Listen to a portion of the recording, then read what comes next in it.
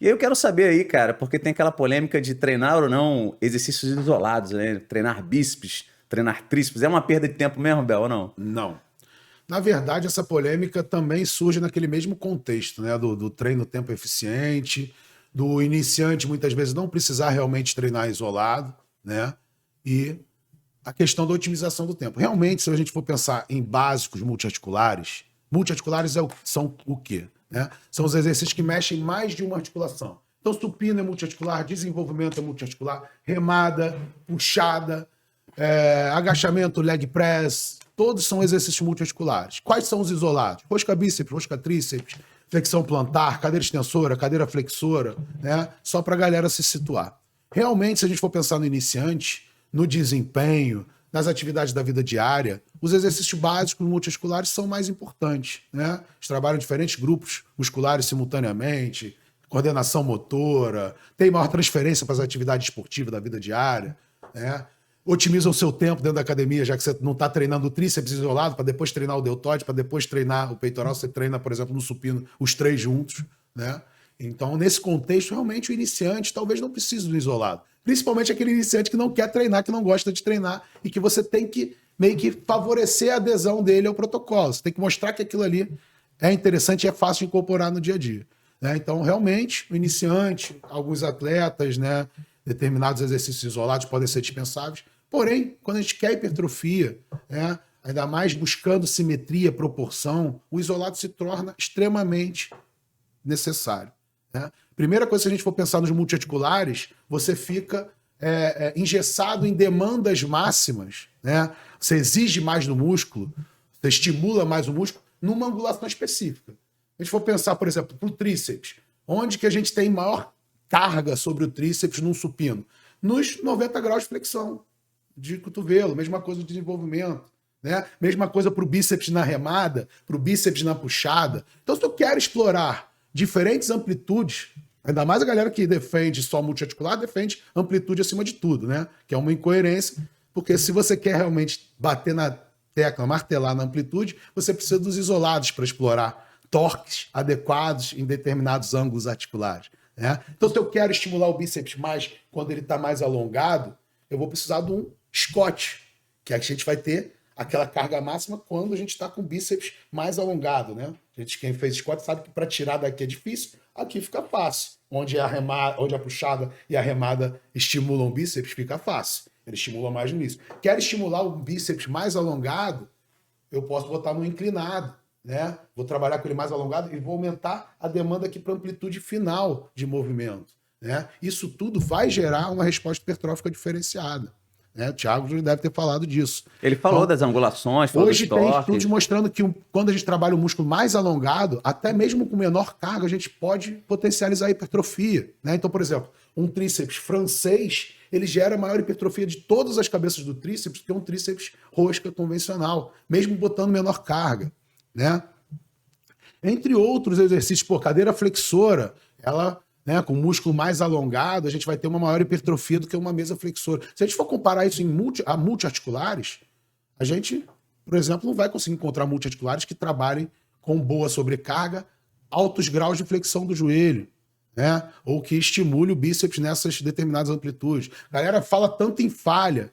É praticamente impossível você chegar à falha concêntrica no multiarticular. Por quê? Porque às vezes você até falha, né? Mas você falha um elo da corrente. Então, estou fazendo lá o supino, eu falhei o tríceps. Eu vou comprometer a técnica, mas eu não falhei realmente os músculos que eu quero, né? Como é que eu vou falhar realmente o músculo? Através do isolado. Eu consigo falhar o quadríceps sem ter falha técnica numa extensora. Eu consigo falhar o bíceps sem ter falha técnica num Scott. Não vou falhar o bíceps numa puxada. Entendeu? Então, assim, são várias nuances, né? E aí, a principal é essa, é estimular o músculo amplamente, buscando a hipertrofia, né, através de estímulos que você não obtém no multiarticular. Obviamente, isso é para o cara avançado, para o cara que já, né, esgotou todas as possibilidades do treino convencional, né, já está ali adaptado aos exercícios básicos e ele quer ali buscar uma simetria, uma proporção. Tem que lembrar disso também, né? Às vezes a pessoa fala, tá falando a mesma coisa, simetria e proporção. Não. Simetria seria ali você analisar bíceps com bíceps, Você tem um bíceps maior do que o outro, eles são assimétricos. Proporção é o bíceps em relação ao tríceps, em relação ao deltoide. Tá proporcional? Tá um braço harmônico? É porque não adianta, às vezes, o cara que, às vezes, o fisiculturista quer dar uma exagerada lá no Sintol da vida lá. O cara, às vezes, o cara com aquele ombro gigantesco aqui, e o bíceps, o braço fininho, né? O cara aquele ombro apontando aqui e o braço... É desproporcional. Desproporcional. Agora, se ele jogou Sintol pra caramba num braço e tá com um deltoide desse tamanho, parece que tomou uma mordida de marimbondo e o outro tá baixinho, aí é assimétrico, né? O cara tem um olho mais alto que o outro. Os olhos são assimétricos, entendeu? E aí, pra busca dessa simetria, dessa proporção, os isolados são essenciais.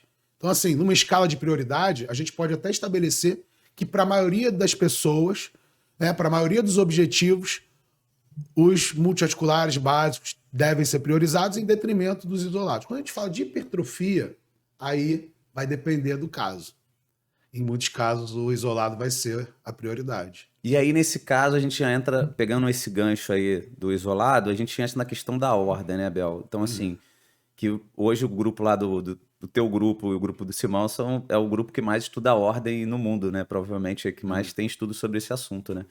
E aí, pô, eu quero dar ênfase no meu bíceps. Eu começo pelo bíceps? Essa seria a ordem de prioridade? Vamos lá. Porque hoje tem muita gente que não manipula a ordem ainda. Eu fico impressionado. Fica sempre naquele treinozinho clássico ali, de começar pelo supino, aí depois vai pro deltoide e termina no tríceps. Cara, parece que ainda tá enraizado ainda esse modelo de treinamento. E o cara não usa essa variável ordem na prescrição dele, né? Essa questão da ordem é uma questão muito simples de se entender. É simples. É a mesma coisa do treinamento combinado, treinamento concorrente. O que você faz no início do treino, você tem melhor desempenho. Vou começar botando alta carga, fazendo exercícios mais complexos. Não, você tem que fazer uma preparação, um aquecimento, né? Mas aqueceu, após o aquecimento, que deve ser de preferência nesse exercício mais importante, no que é mais importante para o alcance dos seus objetivos, você vai trabalhar com ênfase nesse exercício, né? A ênfase se dá já pela ordem. Começou, você está ali com seus estoques energéticos, seu sistema neural descansado, você consegue imprimir alta carga, você consegue controlar o desempenho. Muito diferente daquele último exercício que é a tampa do caixão, que é aquilo que você faz já meia boca, né? Então, se você for pensar, se você mantém sempre a mesma ordem, sempre os primeiros exercícios eles vão ter seu desempenho, né, otimizado, e os últimos exercícios vão ser aqueles exercícios que você não consegue ter um bom desempenho, não consegue botar uma boa carga, né? E provavelmente você vai responder menos a esses exercícios. Então, o que hoje a ciência mostra categoricamente? Eu publiquei, participei de uma meta-análise recentemente com o pessoal de Londrina, lá João Nunes, etc. E a gente viu que a ordem ela é influência direta sobre a força. Então, o exercício que é treinado no início, ele ganha mais força. Isso é certo. Sacou? Tiro e queda. Vou treinar o supino no início, eu vou ter mais força treinando ele como primeiro exercício após o aquecimento, do que se eu treinar ele no meio, por mais que seja depois do dorsal, depois de perna, depois de qualquer coisa, e mais ainda do que se ele for feito no final. Tá? Então você deve treinar no início o exercício que é mais importante. Nessa meta-análise a gente analisou a questão da hipertrofia também. Os nossos estudos do nosso grupo mostram uma tendência leve a maior hipertrofia no músculo treinado no início. Só que a gente está falando de protocolos que envolvem puxada e bíceps.